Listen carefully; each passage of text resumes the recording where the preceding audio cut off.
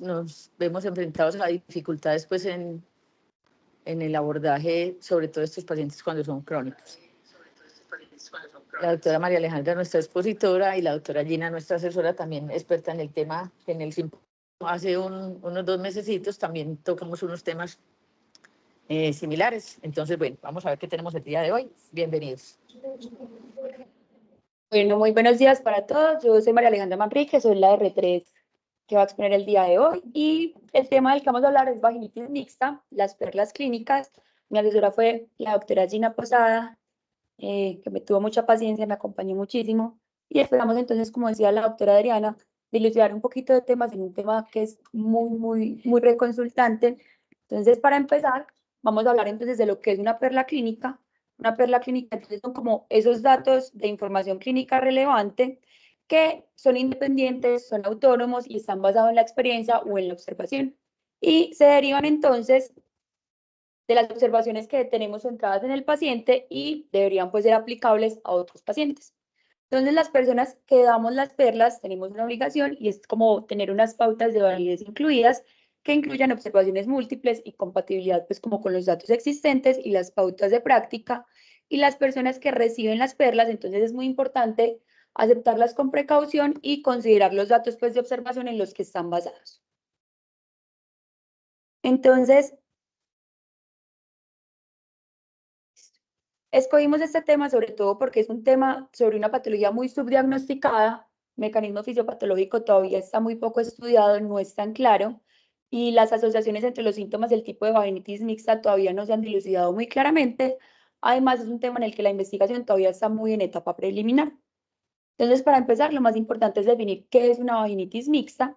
Una vaginitis mixta tiene 3 definiciones. Puede ser, 1, la presencia de 2 o más patógenos vaginales, independientemente de la presentación o la contribución a los síntomas o la necesidad de una terapia, que sería una coinfección. Puede ser la presencia de 2 o más patógenos vaginales, pero excluimos a las mujeres que están colonizadas de manera crónica por alguna especie de cándida, o la presencia concomitante de 2 o más patógenos vaginales en los que ambos son responsables de los síntomas de la clínica y por lo tanto ambos van a requerir terapia porque ambos tienen un potencial patogénico. Entonces, para empezar, lo más importante es recordar que el microbioma vaginal saludable o normal generalmente está dominado por especies de lactobacillus como son el Lactobacillus crispatus y el Lactobacillus jensi. Lo que hacen estos lactobacillus es generar como un ambiente protector en todo el microambiente vaginal porque permiten entonces que haya una adherencia competitiva a las células vaginales, producen entonces antimicrobianos como el peróxido de, como el peróxido de hidrógeno, el ácido láctico y los bacterioquinas. Y este microambiente vaginal se va a ver también muy influenciado, sobre todo por la edad de nuestra paciente, la etnia o el origen y la geografía donde se encuentre ubicada.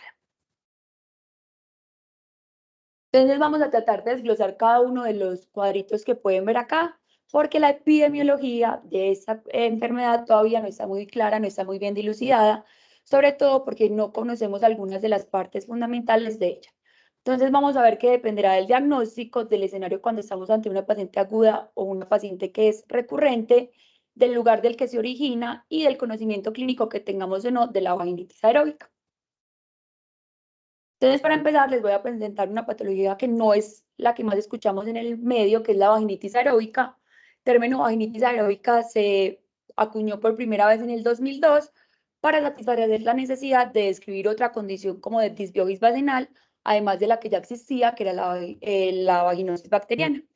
Entonces, esta vaginitis aeróbica tiene espectros desde leve, moderado hasta severo. Cuando estamos en el espectro leve y moderado, la reconocemos como vaginitis aeróbica, pero una vez se vuelve severa, ya la reconocemos entonces como una vaginitis descamativa inflamatoria. ¿En qué se caracteriza entonces esta patología vaginal? Es una leucorrea que se da por un desbalance, una disbiosis de todo el entorno vaginal, en el que hay diferentes grados de agotamiento de los lactobacilos, un crecimiento excesivo de bacterias aeróbicas, sobre todo lo que es en el streptococo del grupo B, el E. coli y el Staphylococcus aureus, hay inflamación y alteración en las células parabasales. Esta tablita que pueden ver acá entonces es lo que se conoce como el score de Donders para las vaginitis aeróbicas. Y mira entonces la cantidad de leucocitos tóxicos en comparación con esos leucocitos, la cantidad de células parabasales y como cuál es la microbiota que está en el fondo cuando la estudiamos. Entonces, cuando tenemos una puntuación de 3, menor de 3, no estamos ante una vaginitis aeróbica. De 3 a 4 estamos ante un caso que es leve, de 5 a 6 un caso que es moderado, y de 6 para arriba estamos ante una vaginitis aeróbica severa o una vaginitis descamativa inflamatoria. Entonces, la incidencia más o menos reportada acá en Sudamérica es hasta el 3%, en los países subsaharianos hasta el 25% y en Europa hasta el 12%. Y es muy importante tener en cuenta que la podemos encontrar frecuentemente de manera concomitante con enfermedades como lo son el virus de inmunodeficiencia humana, la gonorrea, la clamidia, el herpes y el virus del papiloma humano. Entonces, una cosa muy importante de esta patología es que, como en otras enfermedades, van a tener un pH elevado, leucocitos y células prebasales. Entonces, para poder diagnosticar una vaginitis aeróbica, tenemos que saber que existe. Si no la conocemos, no la diagnosticamos. Entonces, les traímos este estudio que nos habla entonces de esa vaginitis aeróbica en relación con las infecciones vaginales mixtas, para mirar cómo se compara lo clínico y los hallazgos del laboratorio. Entonces, este fue un estudio que se hizo entre el 2008 y el 2009. Fueron casi 700 pacientes que tenían síntomas vaginales, especialmente leucorreas, y a todas las pacientes se les tomó un directogram de flujo, y la idea era evaluar para vaginitis aeróbica, vaginosis bacteriana, vulvovaginitis por cándida, tricomona, y también se les hizo cultivo para ambos. Se estandarizó una forma de la toma de muestra que fue con un hisopo de algodón en la parte superior lateral de la vagina, y analizaron todos los parámetros que pueden ver aquí enumerados de cada uno de los directogramas. Estos fueron los criterios que usaron sobre todo para definir cuándo era vaginosis bacteriana y vaginitis aeróbica, y lo que encontraron entonces fue que esos casi 700 pacientes que tenían esa vaginitis, 156%, es decir, más del 20%, tenían una vaginitis aeróbica. De esa vaginitis aeróbica, el 46% estaba de forma aislada, pero más del 50% tenía infecciones concomitantes. De esas infecciones concomitantes, el 31%, en el 31 de los casos, la vaginitis aeróbica estaba con una vaginosis bacteriana, en 32 casos estaba con una vulvovaginitis por cándida y en 21 casos estaba con una tricomona vaginal. Entonces, ¿qué nos dijeron ellos? Uno, que como son dos patógenos, y ya vimos que podemos presentar clínica solo de una o podemos presentar clínica de ambos patógenos, encontraron que la sintomatología de la infección que predomina no va a variar si está presente la vaginitis aeróbica. También que el flujo en la vaginitis aeróbica suele ser predominantemente de color amarillo o verde, que cuando estamos ante una vaginitis aeróbica, una vaginosis bacteriana o una tricomona tenemos un pH por encima de 4,5, que en la vaginitis aeróbica el test de aminas suele ser negativo en la mayoría de los casos, y que en el 90% de los casos vamos a pensar que está aislada, pero podemos encontrarla realmente hasta más del 30% en compañía de otra infección. Por último, que cuando está sola, la podemos encontrar acompañada de Enterococcus fecalis, del Streptococcus viridans, epidermis y del E. coli. Trajimos también este artículo que habla sobre el diagnóstico del tratamiento de las descargas vaginales en la comunidad. En este momento vamos a enfocarnos un poco más en el diagnóstico, ya más adelante en la parte de tratamiento vamos a desglosar el tratamiento. Y aquí lo que hicieron, espérate, fue un estudio que se hizo entre el 2017 y el 2018. Cogieron 303 mujeres que tenían entre 18 a 45 años y que estaban presentando leucorreas, y consultaron como así a 8 clínicas específicas que incluían en el estudio. Entonces, a todas les tomaron 5 muestras vaginales, cada una con un kit específico, uno para vaginosis, uno para vulvovaginitis por cándida, uno para tricomona, uno para vaginitis aeróbica y otro para estudiar si había componentes mixtos. Estos fueron los parámetros de laboratorio que utilizaron. Aparte del kit específico para cada muestra, tomaron un hisopo de muestra general y le hicieron un directogram. Contaron entonces que los síntomas más comunes cuando las pacientes consultaban por vaginitis eran las leucorreas patológicas, seguido entonces del mal olor vaginal, el prurito y la irritación o disconfort vaginal. Y también vieron que en el 38% de las pacientes habían recibido tratamiento en los últimos 30 días. ¿Qué encontraron entonces? Encontraron que cuando comparaban para cada enfermedad el kit específico con el que habían tomado la muestra y el gram que les habían hecho, encontraron entonces que para, por ejemplo, la vaginosis bacteriana se correlacionaban los hallazgos tanto en el kit como en el gram hasta en un 88%, para los grupos de cándida hasta en un 90% y para el tricomona vaginal hasta en un 91%. Entonces, ellos nos cuentan que la realización de las pruebas en el lugar de atención, es decir, en el consultorio, que es por donde más nos llegan las pacientes a nuestra consulta externa, para el diagnóstico de vaginitis, se utilizaron en este estudio la herramienta del pH en un 15%, del KOH en un 21%, del microscopio en el 17%, y que todos, absolutamente todos los casos, tuvieron un diagnóstico prácticamente que por las características del flujo. Como habíamos hablado inicialmente, la microbiota en un ambiente normal se encuentra entonces lactobacilos, el ácido láctico, tenemos también bacterioquinas, tenemos especies de cándida y una proteína surfactante. Sin embargo, cuando estamos ante vaginitis que son recurrentes, que por lo general son las infecciones mixtas que no quedan bien tratadas, entonces todo ese microbioma intravaginal va a empezar a cambiar y va a haber entonces lo que sería una disbiosis de lactobacilos, van a empezar a crecer patógenos oportunistas, empieza a haber catabolismo de proteínas, se altera también el sistema inmune de la paciente, se activa de manera constante la cascada inflamatoria y se liberan ciertos factores de virulencia. Entonces, en este estudio nos contaron algo muy importante sobre la vaginitis mixta, y es que se caracterizan por algo que se llaman biopelículas. Esas biopelículas mixtas lo que hacen es que son unas estructuras en las que las bacterias y los hongos del patógeno se adhieren a todas las superficies de la pared vaginal y están recubiertas como por una matriz extracelular. La función entonces de esa matriz es que se vuelve como una barrera física hacia el ambiente exterior. Entonces los microbios se quedan dentro de la biopelícula, empiezan a interactuar entre ellos con interacciones que pueden ser antagónicas y sinérgicas y, por ejemplo, los lactobacilos empiezan a pegar a toda la superficie de las hifas de las cándidas, se empiezan a producir antimicrobianos que van a hacer que se mueran los filamentos fúngicos y también todo esto nos va a llevar entonces a que esas interacciones que ya sabemos que pueden ser antagonistas o sinérgicas se empiezan a producir entonces un engrosamiento como de ese biofilm que va a llevar entonces a que esa vaginitis mixta sea un poquito más difícil de erradicar que cuando tenemos una vaginitis única. Toda esa formación va a depender no solo de los patógenos que están involucrados, sino que también tiene una gran influencia por lo que sería el sistema inmune de la paciente y todos los factores como genéticos del huésped. Entonces ellos nos contaron que la recurrencia cuando estamos ante una vaginosis bacteriana es hasta del 50%, de la vulvovaginitis por cándida puede ser hasta del 8%, de la tricomona del 1 al 2%, que cuando estamos con una paciente que además de tener una leucorrea tiene una clamidia, aumenta hasta el 17% la probabilidad de que recurra, y que la vaginitis mixta recurre en el 15% de los casos. Entonces, con todo esto que conversamos, ya tenemos herramientas para hablar de cada uno de estos pilares que nos influyen en la epidemiología.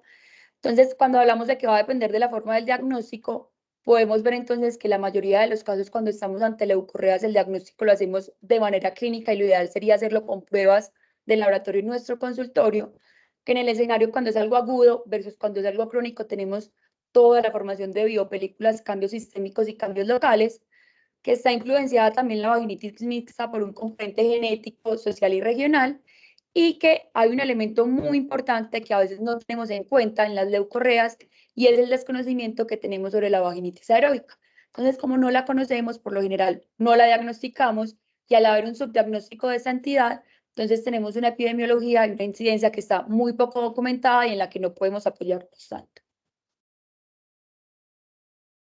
Este fue un estudio que hicieron en el 2021 en el que hicieron una revisión sistemática y revisaron todos los estudios disponibles que hubiera sobre vaginitis mixta. Muchos de los países son en Europa, pero van a ver que hay algo como más cercanos a nuestra zona, que son Ecuador, República Dominicana y Brasil. Entonces, podemos ver, por ejemplo, que en Ecuador, en la vaginitis mixta que consultaron las pacientes, 89 pacientes consultaron por leucorreas. De esas, 4 pacientes vieron que tenían componente mixto. Vieron entonces que en 2 de las pacientes era una vaginitis aeróbica con vaginosis bacteriana. En una paciente era vaginitis aeróbica con vulvovaginitis por cándida y en una era vulvovaginitis con cándida con vaginosis bacteriana. En el estudio de Brasil detectaron 112 pacientes con leucorreas patológicas, de las cuales 7 tenían vaginitis mixta, y en este caso todas las 7 solamente tenían vulvovaginitis por cándida y vaginosis bacteriana. Y en el estudio de República Dominicana había 96 pacientes con leucorreas patológicas, de las cuales 30 clasificaron como mixtas, de las cuales 8 eran vaginitis aeróbicas con vaginosis bacteriana, 13 tenían vaginitis aeróbica con vulvovaginitis por cándida y 9 tenían vaginitis aeróbica con tricomonas vaginales. Entonces, como pueden ver, la vaginitis aeróbica es algo que suele acompañar muy frecuentemente las infecciones mixtas. Entonces, aquí vamos a nuestra primera perla clínica, y es que para nosotros la vaginitis aeróbica ya no es una extraña, ya la conocemos y ya la podemos diagnosticar. Para eso, entonces, les dejo acá los criterios de Donders que vimos al principio, en la que vamos a encontrar leucos más de 10 por campo de alto poder, podemos encontrar leucocitos tóxicos de moderada a alta cantidad, vamos a encontrar que en la microbiota de fondo hay cocos, cadenas de cocos o bacterias que pueden ser coliformes, y que la proporción de células parabasales está por encima del 1%. Entonces, ya que sabemos que existe esta parte importante del diagnóstico de la vaginitis mixta, vamos a hablar un poquito sobre la vaginitis, sobre la clínica de esta entidad. Entonces, la vaginitis, cuando estamos ante un patógeno único, sabemos que cada uno se desarrolla como en un entorno y en un microbioma vaginal diferente y específico, por lo tanto, tiene sus propias características clínicas. Sin embargo, cuando estamos ante una vaginitis mixta, es muy importante comparar las clínicas y los microorganismos, porque los síntomas pueden variar entre los pacientes.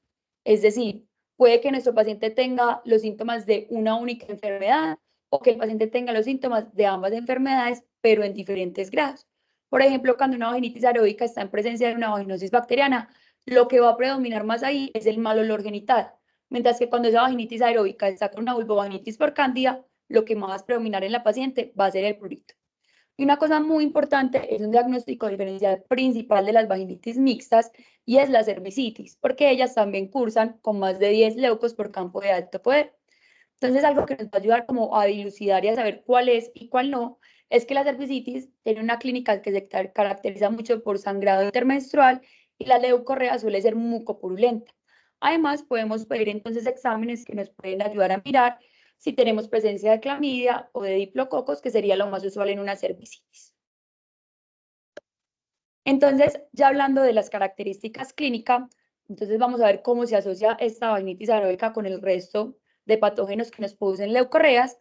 Entonces, acá hicieron una investigación prospectiva en una clínica de ginecología y obstetricia, y querían mirar como las características clínicas de esa vaginitis aeróbica y cómo se cambiaba cuando estaba en presencia de otros mecanismos patógenos, y mirar cómo podían mejorar con más precisión el diagnóstico y el tratamiento.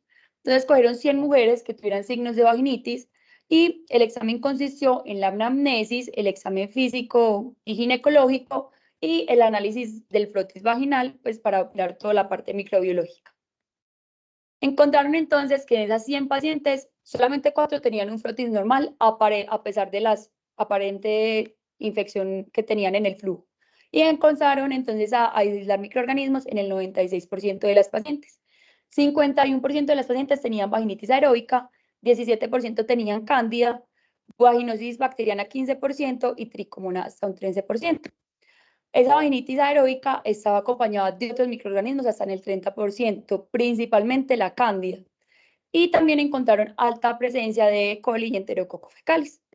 Entonces, ¿ellos qué nos dicen? Cuando estamos por lo general ante la presencia de una vaginitis aeróbica que está combinada con otros patógenos, vamos a encontrar en el 70% de los casos un flujo amarillo, eritema de la pared vaginal en el 31% de los casos y prurito en el 72% de los casos.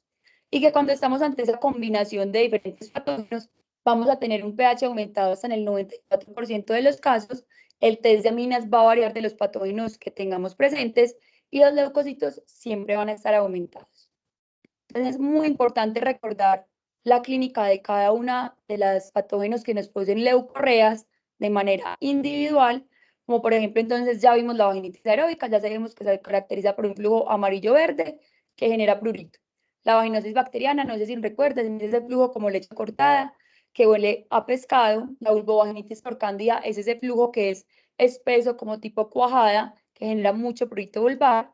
La tricomona es ese flujo que también es amarillo, pero por lo general se asocia con el cuello uterino en aspecto de fresa. Y cuando estemos ante una mixta, ya sabemos que podemos tener todas las características de una sola o las características de ambas combinadas.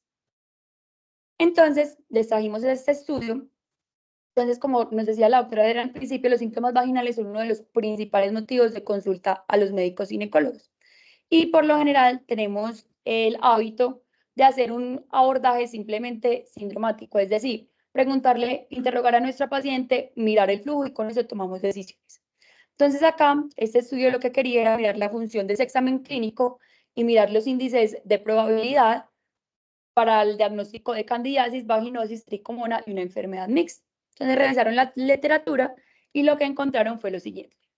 Cuando hablamos de LR o de razón de verosimilitud, es lo que se define como la razón entre la posibilidad de observar un resultado en los pacientes con la enfermedad en cuestión, en este caso, una vaginitis mixta.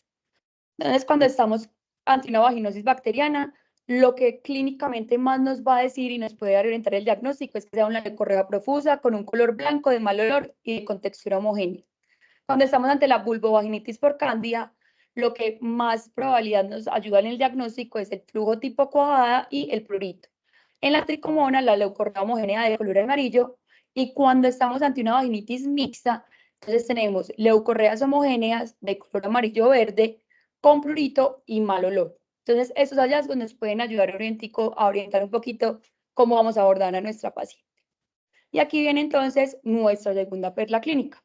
Entonces, es muy importante recordar que en las vaginitis mixtas ya sabemos que puede haber una superposición de signos y síntomas y que estos hallazgos clínicos son los que más nos deben orientar a pensar que estamos ante ella, como sería la leucorrea homogénea y el color amarillo y verde, pero que la prueba de microscopio y el KOH van a ser fundamentales para poder orientar de manera adecuada a nuestra paciente.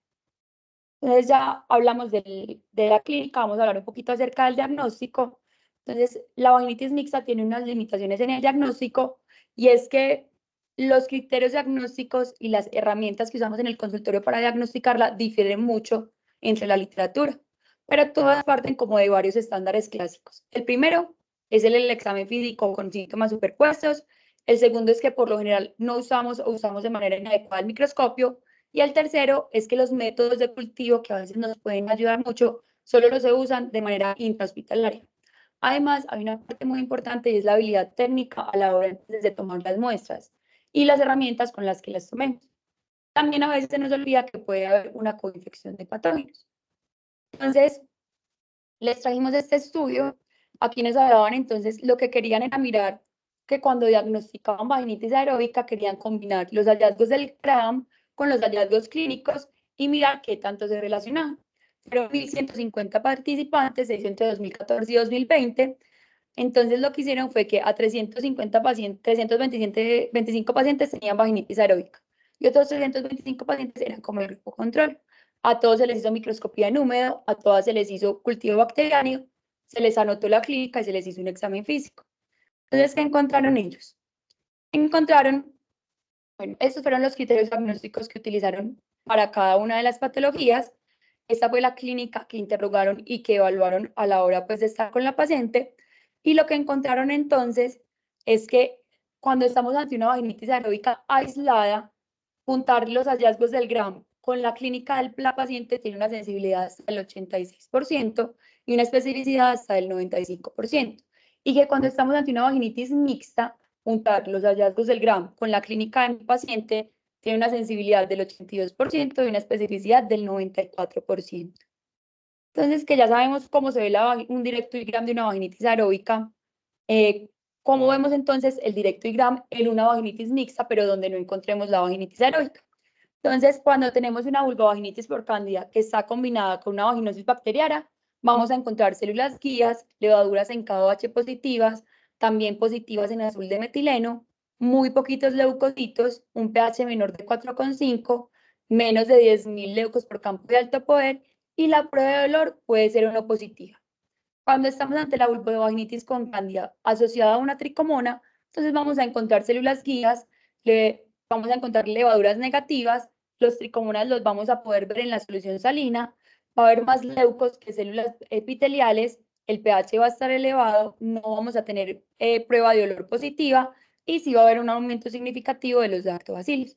Y ya cuando estamos ante una vaginosis bacteriana y una tricomona, la prueba de olor va a ser positiva, el pH también va a estar elevado y vamos a poder visualizar las tricomonas en la solución salina. Entonces, ya que conocemos todo esto, aquí va nuestra tercera perla clínica, y es que entonces para el diagnóstico en las vaginitis mixta no basta solamente los hallazgos clínicos ni el ojo clínico, tenemos que valernos de las herramientas que tengamos disponibles en nuestro consultorio. Idealmente, un directoigram, una microscopía húmeda y un cultivo. Todo esto con la finalidad entonces de pasar a lo que va a ser un buen tratamiento. Pero antes de hablar del tratamiento, queríamos saber también cómo percibían los médicos estas vaginitis mixta, qué tanto pensaban que era frecuente, cómo la abordaban por lo general. Entonces, les trajimos este estudio. Este estudio, entonces, lo que hizo fue que quería revisar cómo los médicos, los ginecólogos y obstetras y los médicos generales, qué tanto conocían las guías de práctica clínica de vaginitis y qué tanto se adherían a ellas. Entonces, lo que hicieron fue que les mandaron una encuesta online y querían mirar, entonces, cuáles eran las prácticas clínicas actuales de los médicos a la hora de una paciente con leucorrea y mirar cuáles eran las prácticas que recomendaban las guías para ver cómo se correlacionaban, mirar qué tanto sabían los médicos sobre la vaginitis mixta y mirar qué tan disponibles y qué tanto usaban las herramientas pues, o equipos de consultorio. Entonces, ellos encontraron que el diagnóstico es muy preciso a la hora de evaluar leucorrea, sobre todo porque suele hacerse una evaluación clínica que suele ser subjetiva e inexacta. El diagnóstico por lo general lo basamos en los síntomas y en los hallazgos clínicos. Muchas veces en el consultorio no tenemos los hallazgos, las herramientas necesarias como sería, por ejemplo, un microscopio, y porque se nos olvida entonces también que esa leucorrea que tiene nuestra paciente puede estar compuesta por 2 o más patógenos. Entonces, encontraron que en cuanto a acceso a herramientas del consultorio, las tiras de pH vaginal solo estaban disponibles en el 60% de los casos, que el KOH del microscopio lo usaban en menos del 70% de los casos, y que era muy poca la disponibilidad y el uso que había sobre test rápidos, por ejemplo, para minas 20%, para pH 14% y para tricomonas hasta el 10%. Entonces, esta era una de las tablas que traía el estudio. Aquí querían mirar entonces qué era lo que hacían los médicos cuando se encontraban ante un flujo que sospechaban de cierta manera correspondía a una entidad patológica. Entonces, cuando sospechaban que estaban ante una vulvovaginitis por cándida, los obstetras y ginecólogos, solo el 36% hacían tanto microscopía húmeda como cultivo, el 40% hacían solamente microscopía húmeda, el 9% hacían solamente cultivos e incluso hubo 15% de los médicos que no hicieron ningún examen para determinar si era o no el patógeno. En la vaginosis bacteriana, vemos entonces que el 24% de los médicos usaron tanto los criterios de Amsel como el GRAM, el 50% solamente se basó en los criterios de Amsel, el 2% en el GRAM y hubo incluso 25% de los médicos que no utilizaron ninguna de esas herramientas para mirar si estaban ante una vaginosis bacteriana aislada o era una enfermedad mixta.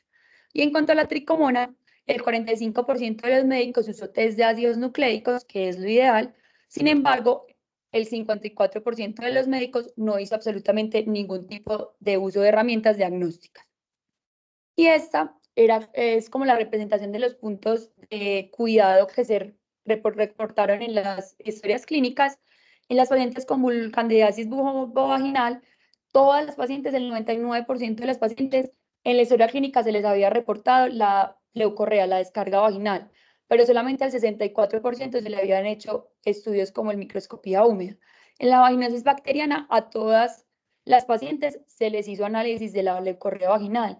Sin embargo, solo al 40% se les reportaba haber utilizado los criterios de Amsel, al 56% se les hizo microscopía, solo al 41% se les hizo test de aminas y al 35% se les hizo un estudio del pH vaginal. Y ya en cuanto a la tricomoniasis, en el 99% de los casos, a todas las pacientes se les reportó cómo era esa leucorrea, cómo la describían, pero solamente al 66% de las pacientes se les hizo uso de lo que sería una microscopía húmeda. Entonces, ellos encontraron que los médicos, por lo general, siendo incluso ginecobstetras, hacen el diagnóstico de las leucorreas por clínica. sospechando en el 93% de los casos que puede ser una vaginitis por cándida, una vaginosis bacteriana o una tricomona, y que solo en el 9% de los casos se les ocurre pensar en una infección mixta. Pero se dieron cuenta que cuando se usan los diagnósticos más que con clínicas, sino que se les suman los laboratorios y las herramientas diagnósticas, casi el 17% de los médicos tiene que cambiar su diagnóstico y que resultan siendo infecciones mixtas hasta en el 53% de los casos.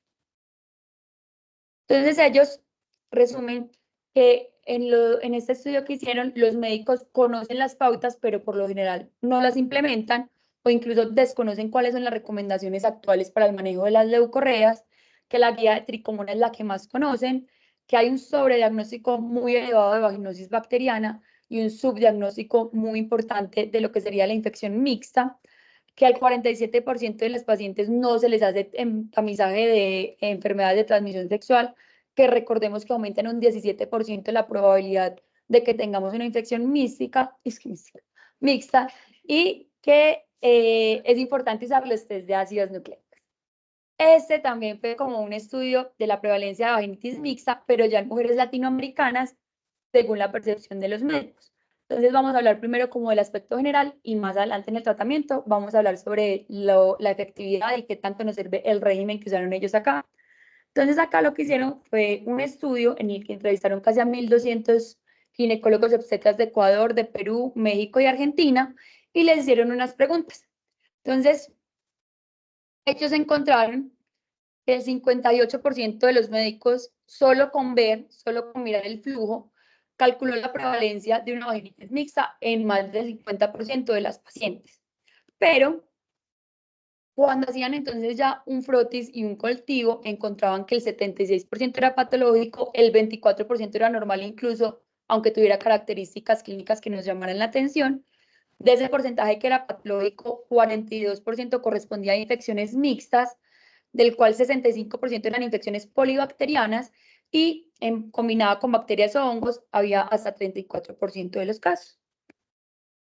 Entonces, ya que sabemos más o menos qué tanto están ubicados los médicos en cuanto a vaginitis mixta, podemos pasar a hablar de nuestro tratamiento. En la vaginitis mixta, el tratamiento es un desafío terapéutico, sobre todo porque hemos visto que cuando estamos ante signos o síntomas individuales en una leucorrea, tienen un valor muy bajo en diagnóstico para ayudarnos a encontrar si es o no una vaginitis mixta. Además, sobre todo porque suele usarse la politerapia como manejo de uno. Entonces, eso sí nos puede servir en ciertos pacientes puntuales, pero es innecesaria cuando estamos ante microbios que pueden estar simplemente colonizando de manera sintomática.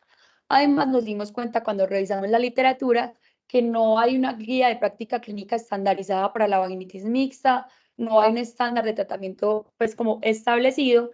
Entonces, lo que vamos a hacer es basarnos en los 4 principios para tratar y abordar la vaginitis mixta.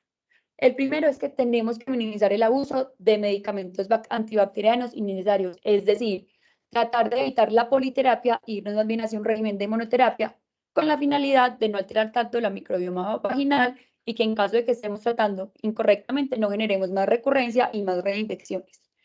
El segundo es que siempre hay que tratar las infecciones de transmisión sexual para posteriormente tratar mi infección por vaginitis mixta.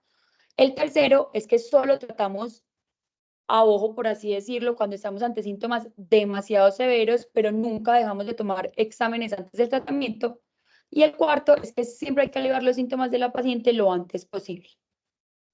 Entonces, ya que conocemos los principios, le dimos una miradita como a las principales guías, a ver qué nos decían de la vaginitis mixta, y encontramos entonces que en la guía colombiana hacen un enfoque sindrómico con una recomendación fuerte a favor, es decir, ellos dicen que interrogando a nuestra paciente y haciendo una evaluación de examen físico, debemos tener herramientas suficientes para un tratamiento específico. Pero como vimos previamente en las perlas clínicas que ya les mostré, es muy importante hacer uso de las herramientas diagnósticas para un adecuado manejo. Entonces, lo que nos recomienda la guía colombiana es que para ese manejo sindrómico de la paciente con un flujo vaginal, usamos siempre tinidazol 2 gramos vía oral, dosis única. Y si creemos que de pronto está concomitante con una candida albicans, le adicionamos fluconazol, también 150 miligramos vía oral, dosis única. Y también nos recomiendan que usemos esa combinación de medicamentos siempre para tratar a las pacientes en situación de desventaja. Revisamos también qué decían las guías del CDS y del ISSBD y encontramos entonces que esas guías ni siquiera hacen alusión a la entidad de una vaginitis mixta, es decir, ni siquiera la reconocen. Entonces, como no la reconocen, como no tienen pautas, como no hacen alusión a ella, nosotros hacemos una suposición y es que la podemos tratar igual que en la guía colombiana, es decir, tratar a cada entidad por separada.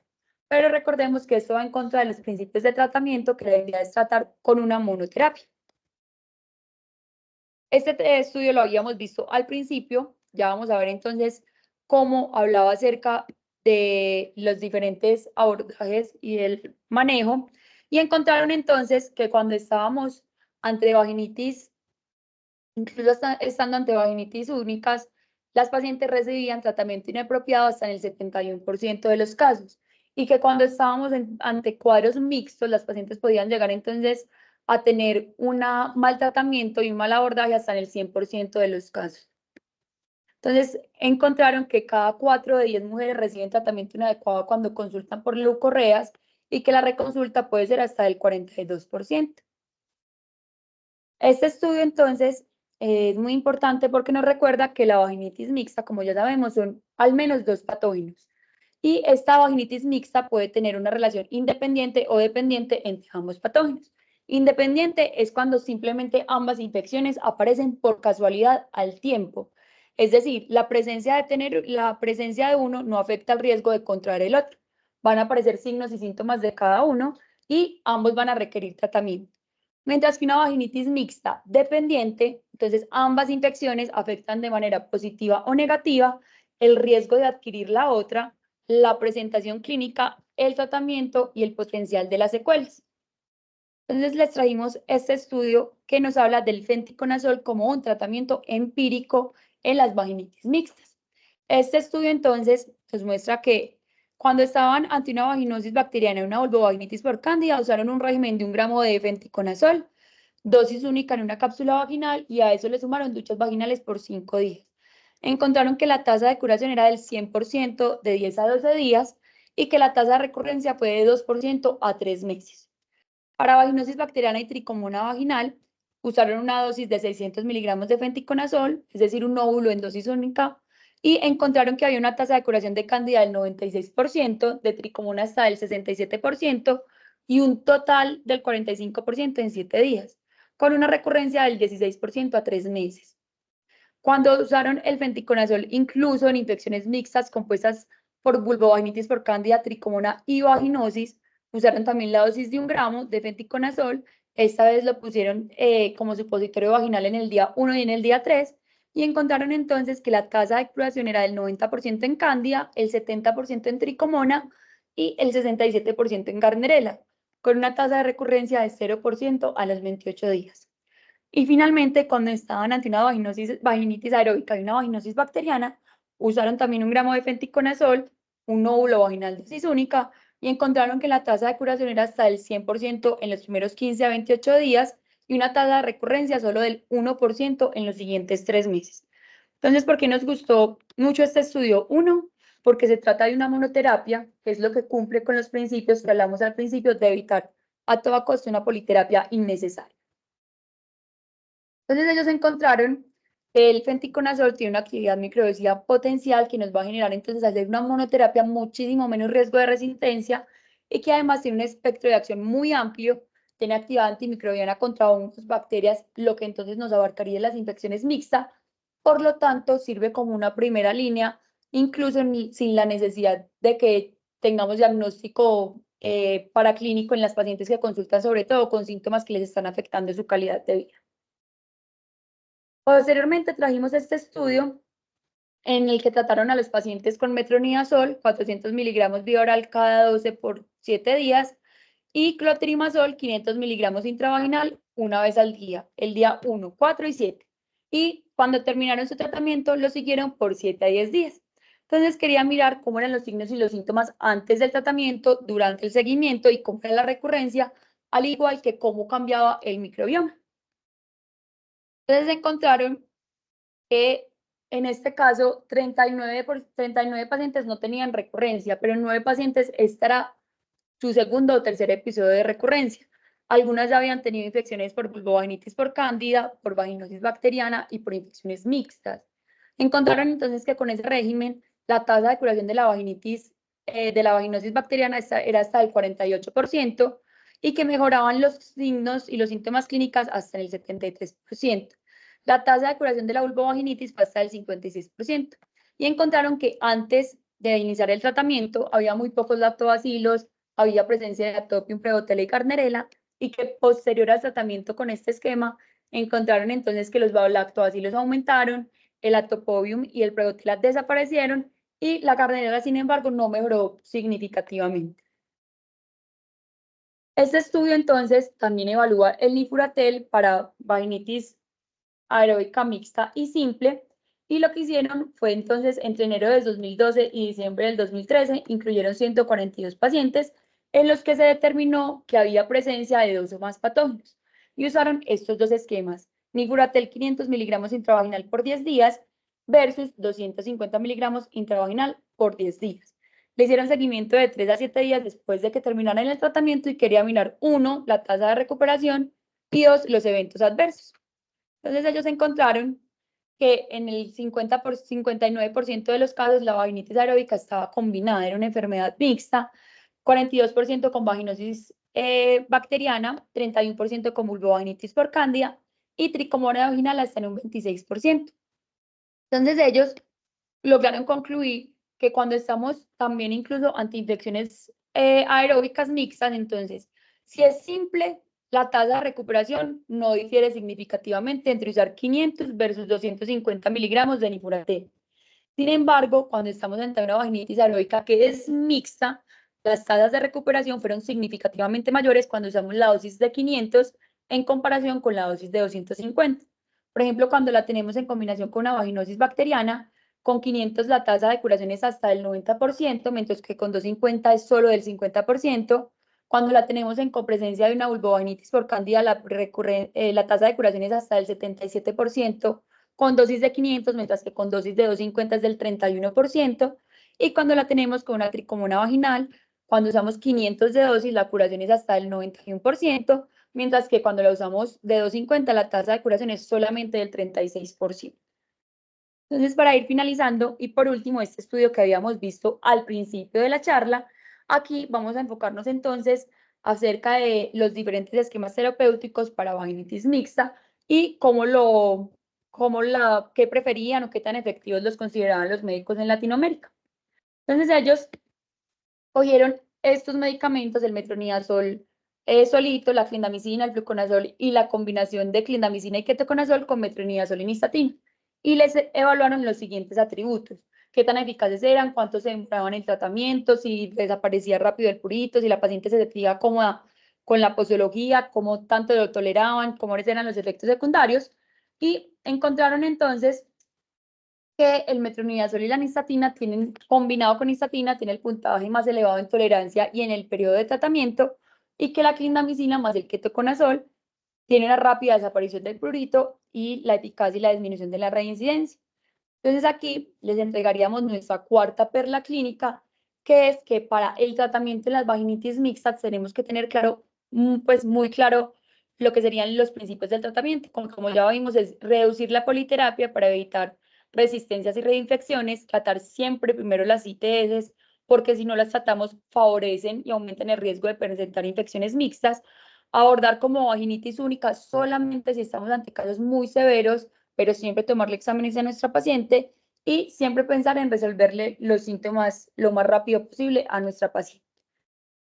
Entonces, como conclusiones, entonces recordemos que la vaginitis mixta es una de las causas más comunes de síntomas vaginales.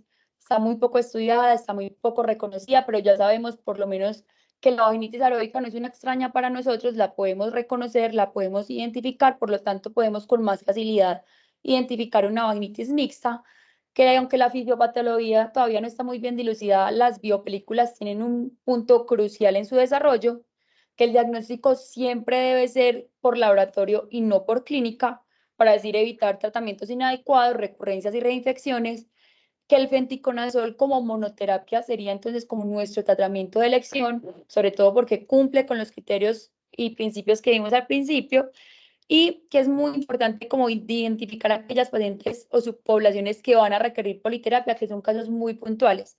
Todo esto entonces con la finalidad de mejorar la conciencia clínica sobre la vaginitis mixta y facilitar la salud reproductiva femenina. Y eso sería todo. Muchas gracias.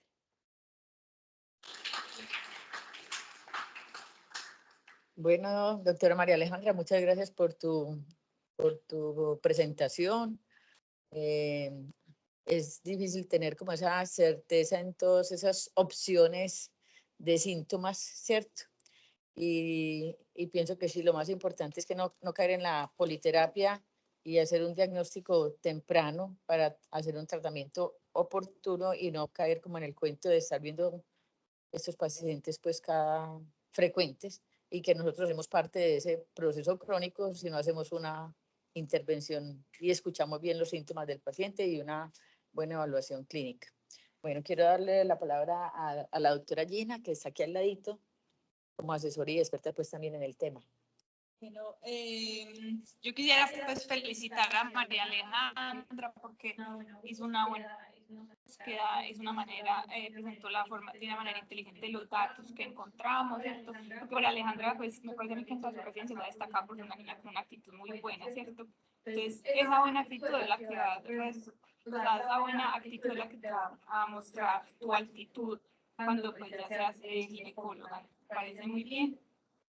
No de pronto hablar acerca pues, de lo que son los probióticos, ¿cierto? Que no lo incluimos en aras del tiempo, ¿cierto? Que pueden ser una forma, la vaginitis mixta que se pueden utilizar y pueden a corto plazo han mostrado que disminuyen, pues que tienen buena efectividad, pero eso porque a corto plazo, ¿cierto? Cuando hay recurrencias, le faltan evidencia, faltan estudios. Muchas gracias, doctora Gina. Bueno, si de pronto tenemos preguntas o comentarios en el grupo de personas que están virtuales o el grupo de los que están aquí presenciales, estamos atentos.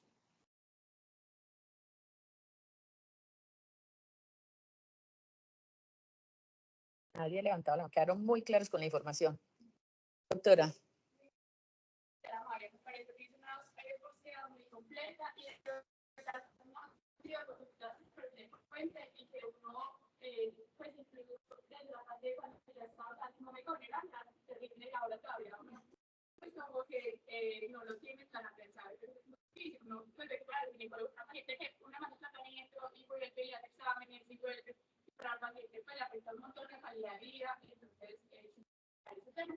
Y quería hacer una pregunta, pues pero no sé, cómo digamos, o sea, como lo que dice que siempre deberíamos tener como el diagnóstico, o sea, como pedirle los exámenes, pero no le digamos, o sea, con la familia del ginecólogo y eso sí, pero yo veía de la parte de medicina general, que a veces era súper difícil, por ejemplo, llevar a un ginecólogo, a veces, o sea, muchas cositas, no ve que no es fácil llegar al ginecólogo, que me da el examen, se lo manda, entonces para que se autoriza. Entonces, digamos que no sé qué papel tenga ese manejo, pues, o sea, como no matar el examen en vivo, sino como decir, yo veo la clínica que tiene de pronto una, pues, como alguna vaginitis mixta y que tal vez les manda el tratamiento de una vez. Pues como lo dijo María. Sí, que hay una pregunta.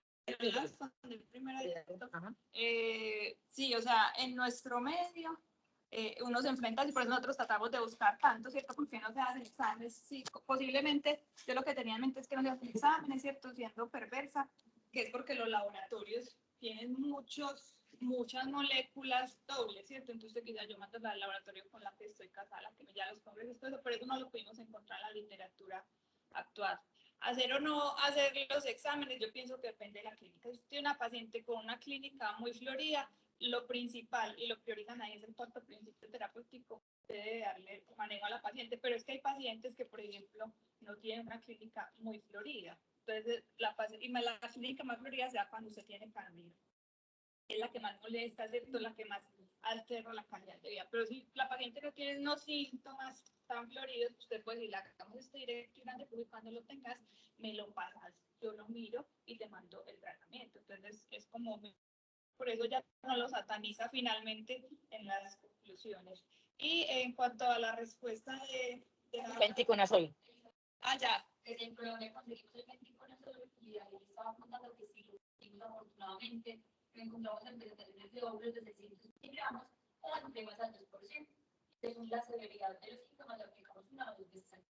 Ese es el Omexin. Lo que pasa es que yo le dije a María Alejandra, no lo coloque ahí, pues porque es una charla muy buena para irla poniendo pues cosas de laboratorios. Y el otro, el Nifurantel también se consigue, ¿cierto? Que ya se da la respuesta ahí. Bueno, de todas maneras, aquí se encuentran infecciones poli. Y dentro de lo que dijiste me pareció súper importante no olvidarnos de las ITS, ¿cierto? Resulta y sucede que no todos se detectan con un examen de flujo, ¿cierto? Hay que hacer también otro tipo de cultivos diferentes y específicos, que ahí sería clamidia y gonococo, ¿cierto? Entonces, sabemos la promiscuidad y muchas veces nos llevamos sorpresas. Y la tricomona también es muy frecuente. Digamos que son los más frecuentes, tricomona y gonococo. Doctora, Y clamidia también es muy importante. El micoplasma también puede jugar un papel importante. Lo que pasa es que usted el micoplasma no hace mucho esfuerzo por detectarlo si usted no trata los dos, pero puede tener ahí una aparición como hasta del 6%. Eso es cierto, sí, de acuerdo.